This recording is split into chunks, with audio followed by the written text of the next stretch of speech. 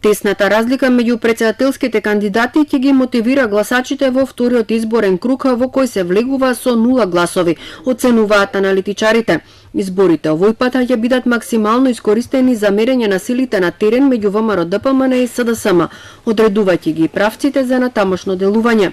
Се очекува неделава да се зголеми агресивноста во кампањите, да не се штедат зборови за лична дисквалификација. Повеќе ќе се секирав за цензусот заради ова мала излезност во првиот круг, доколку разликата беше голема меѓу двата кандидати, веројатно што сега едниот од нив ќе се откажеше од понатамошна битка барем толку жестока. Сега со ваков близок резултат мислам дека симпатизерите на двете водечки партии на СДСМ и ВМРО-ДПМН ќе бидат и самите мотивирани, а и партиите дополнително ќе ги мотивираат да излезат и гласаат на вториот круг. Дури мислам дека тоа ќе биде во толкав број што може би помалата евентуално излезност на албанците сепак нема да спречи да се постигне цензусот. Партиите на албанците ќе имаат клучна улога во изборот на новиот претседател. Неизвестно е каква одлука ќе донесе алијансата во четврток, дали ќе повика или не да се гласа на 5 мај. Дуи пак ќе мотивира дополнителен контингент кој ќе гласа во недела.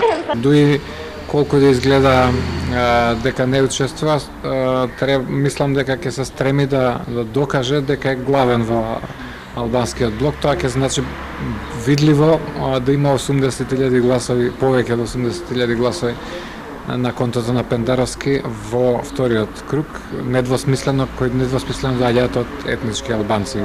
По 5 мај се очекуваат и сериозни турбуленции на политичката сцена. Владеачката коалиција ќе треба да го преиспита падот на својот рейтинг, ќе следи реконструкција на владата. Метлата ќе заигра и во вториот ешалон.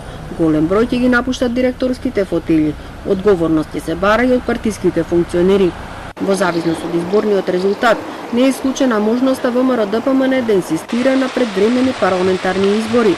Премиерот Заев на неколку наврати изјави дека доколку не се постигне цензус во вториот изборен круг или пак Пендаровски изгуби на изборите, веднаш ќе распише предвремени избори.